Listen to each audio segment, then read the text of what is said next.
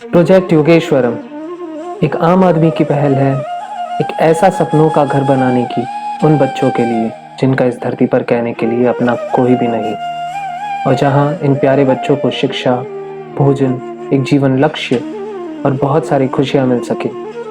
And all this while bringing the right change in the world. नमस्कार दोस्तों, मैं हूं वियान और आपका स्वागत है प्रोजेक्ट योगेश्वरम के इस यूट्यूब चैनल पर। आज के इस एपिसोड में हम समझेंगे कि ये नेपोटिज्म है क्या। क्या ये एक गलत सोच है?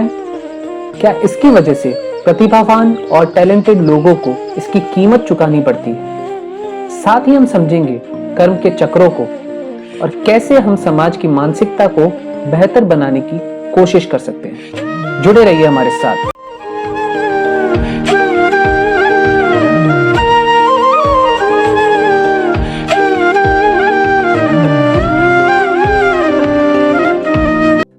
नेपोटिज्म क्या है, ये शायद आप में से ज्यादातर लोगों को पता ही होगा। हिंदी में हम इसे कुल पक्षपात कहते हैं और आज की खड़ी बोली में भाई भतीजावाद।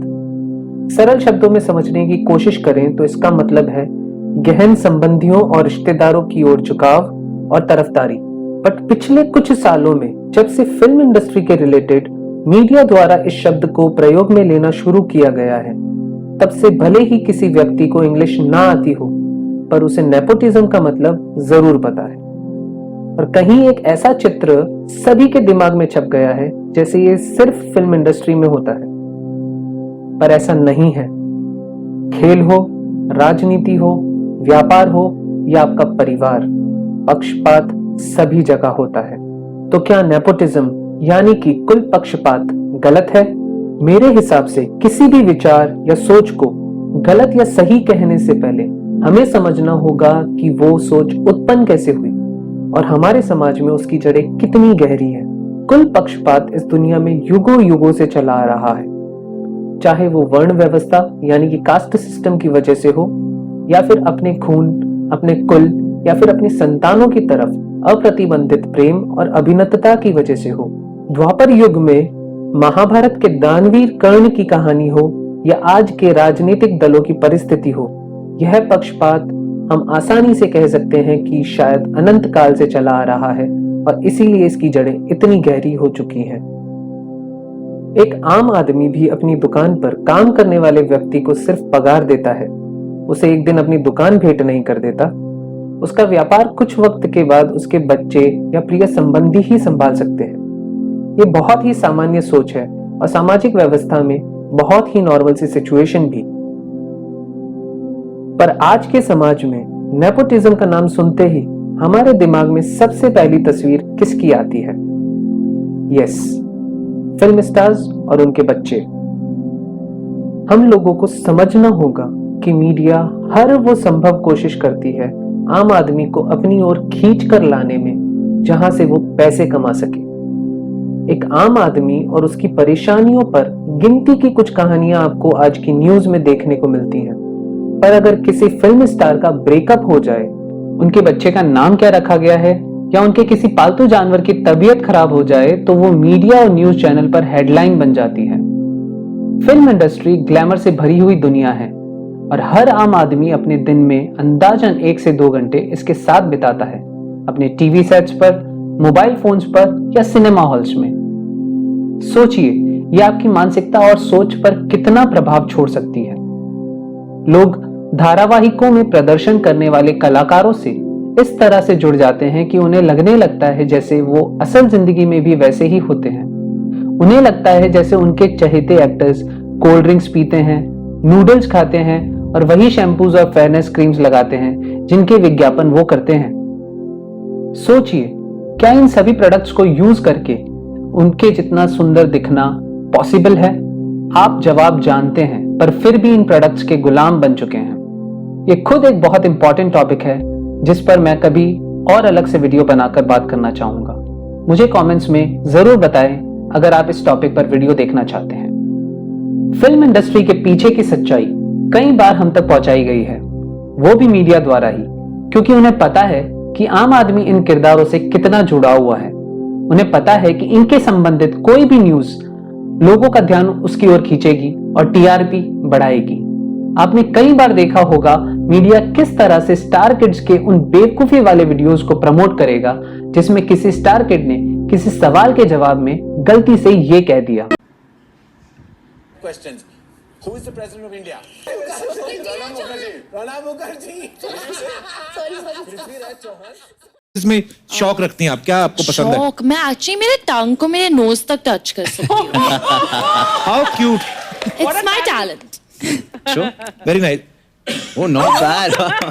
आई डिड ये feel good moments for common people media द्वारा इसलिए प्रमोट किए जाते हैं क्योंकि हमारी मानसिकता मीडिया ने इतने स्तर तक खराब कर दी है जिसमें हमें किसी और का मजाक बनना पसंद आने लगता है। स्पेशली उन लोगों का जो कुल पक्षता और किस्मत से आगे बढ़ जाते हैं, सिर्फ अपनी प्रतिभा से नहीं।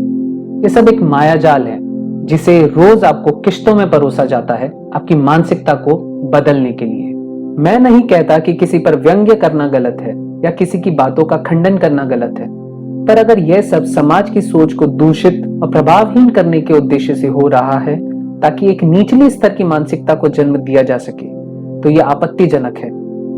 आपने कई बार देखा होगा कि कैसे कई लोग कितना भी कठिन परिश्रम कर लें लेकिन अपने जीवन में तरक्की नहीं कर पाते, नेम, फेम और मनी से कोसों दूर रह जाते हैं।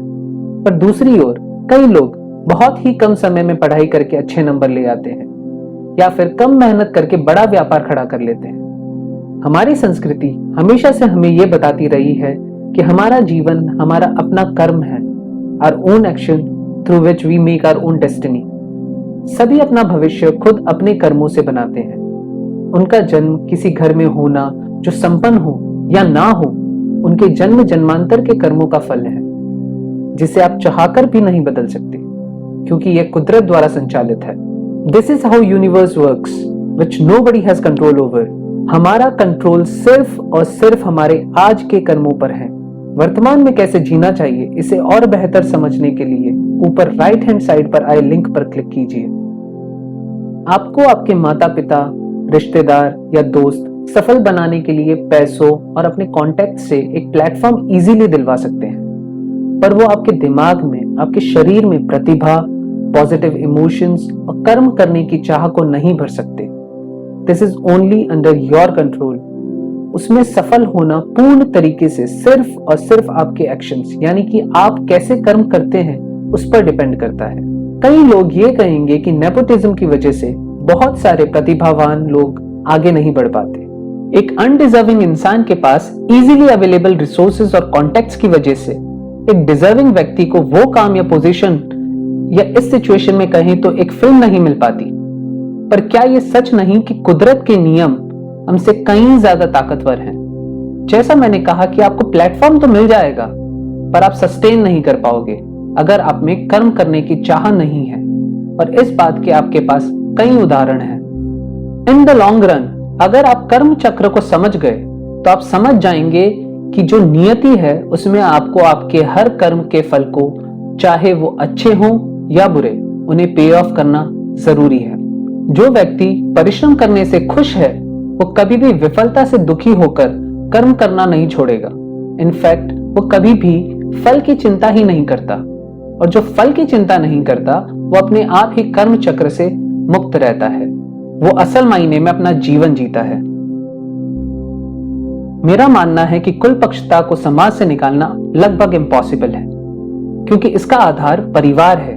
माता पिता का अपने बच्चों के प्रति प्रेम है, दोस्तों और रिश्तेदारों का स्नेह है।